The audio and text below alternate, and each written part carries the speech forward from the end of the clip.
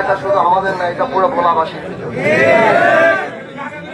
তোমরা দোয়া করো এবং তোমাদের সাহায্য আমার লাগবে, যাতে আমরা সততার সাথে সবাই নিয়ে সামনে ভালোভাবে কাজ করতে পারি। ঠিক যেভাবে ইলেকশনের আগে মানুষের কাছে ওয়াদা করছিলাম যে সবাইকে নিয়ে যেন আমরা ভালোভাবে কাজ করব। আমি আবার আগামী সপ্তাহে ইনশাল্লাহ আসবো।